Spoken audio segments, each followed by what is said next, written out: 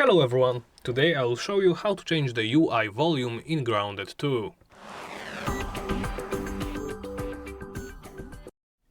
Let's begin by opening the Options menu. From here, select the Audio tab. Look for UI volume. This setting lets you adjust the volume level of the game's user interface. This impacts things like button clicks, notifications, etc. As you can see, you can set it to as high as 100 or as low as 0%. 0% of course being muted. Oops, I'm sorry, let me go back. Adjust it to your liking. I will set it to 50%.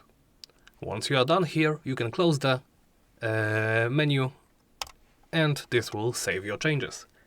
And that's about it. Thank you for watching and please make sure to comment, like and subscribe.